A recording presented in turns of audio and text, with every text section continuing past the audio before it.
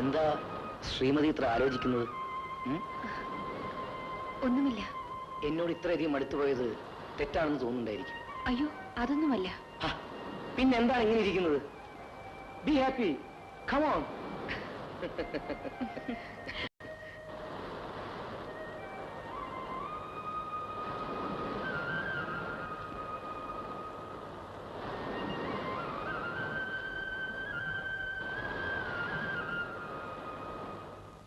രാധാമണി, എടി രാധാമണി,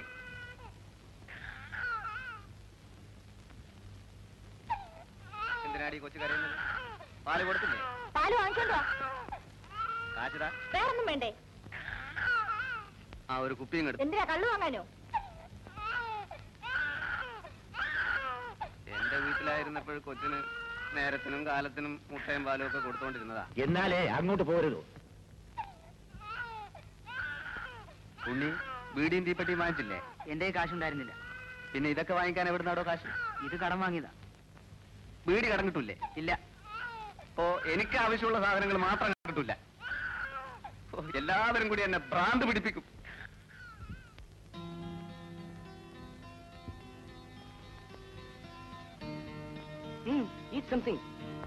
വേണ്ട, താങ്ക്സ്. അതുകൊണ്ടായി ശരീരം ക്ഷീണിക്കുന്നത്. തിന്നണം, നന്നായി തിന്നണം.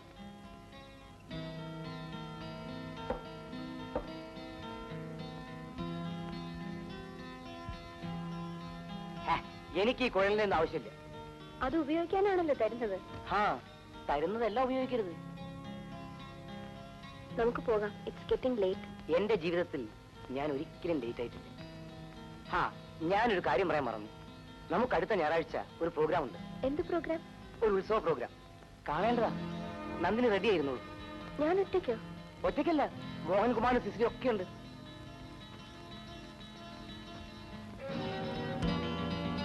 നമുക്ക് പോകാം. എന്താ? Come on.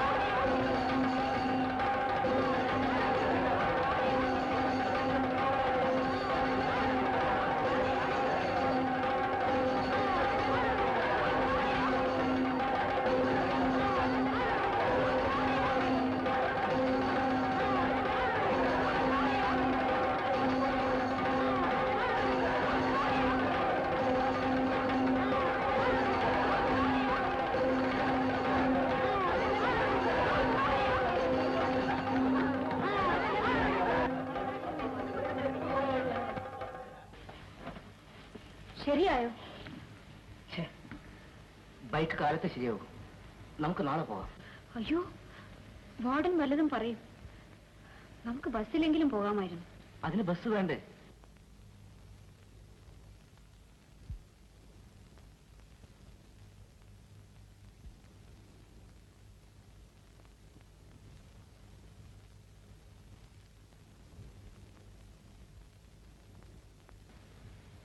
ബോറടി മാറ്റാൻ വേണമെങ്കിൽ ഞാനൊന്ന് പാടാം.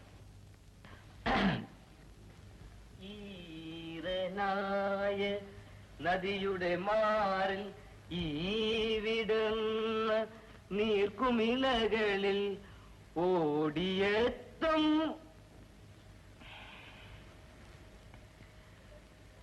എന്നോട് പിണക്കാണോ? ഓഹോ, നന്ദിനിക്ക് എന്നെ വിശ്വാസമില്ല അല്ലേ?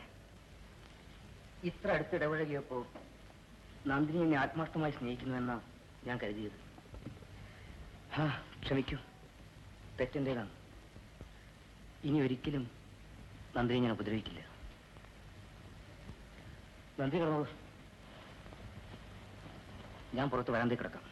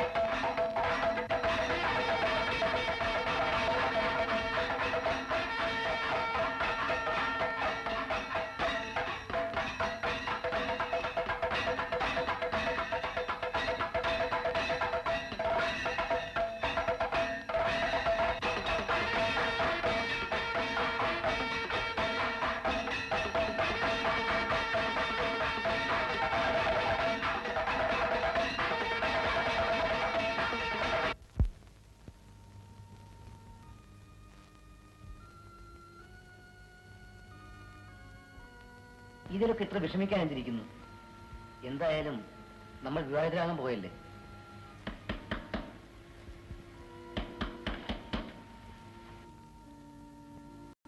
നിങ്ങൾ രണ്ടുപേരും സ്റ്റേഷനിലേക്ക് വരണം. ഡിസ്ഗ്രേസ്. കുട്ടികളുടെ ഇടയിൽ ഇതൊരു പാട്ടായി തീർന്നിരിക്കുന്നു. ഇവിടെ തുടർന്നു പോകാൻ ഈ സ്ഥാപനത്തിന്റെ നിയമം അനുവദിക്കുന്നില്ല. നോ, ഇതിലെനിക്കൊന്നും ചെയ്യാൻ സാധിക്കില്ല. I M helpless. നന്ദിനിക്ക് പോകാം. I feel sorry for U.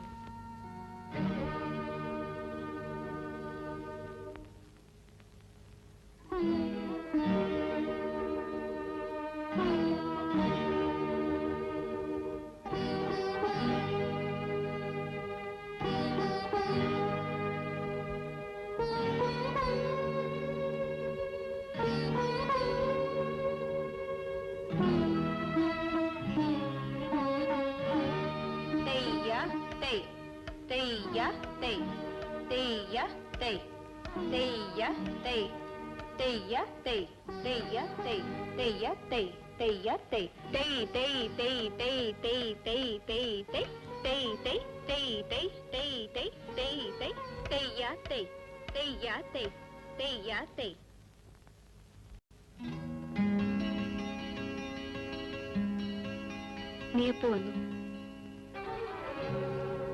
ചേച്ചി ജീവിച്ചിരിപ്പുണ്ടെന്ന് അറിയാമെന്നാ.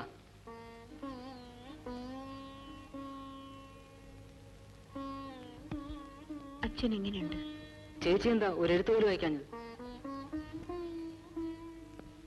സുഖമില്ലാതെ കിടപ്പിലായിരുന്നു ഉണ്ണി. എന്നിട്ടെന്താ അറിയിക്കാഞ്ഞത്? ഇത്ര വേഗം ചേച്ചി ഞങ്ങളെയൊക്കെ മറക്കുമെന്ന് വിചാരിച്ചില്ല.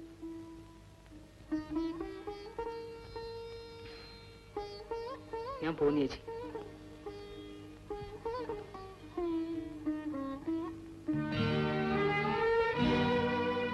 മോളെ, നിനക്ക് ഞാനൊന്നും പറഞ്ഞു തരേണ്ടതില്ലല്ലോ. നമുക്ക് ഈ കണ്ടു നടന്നോളൂ.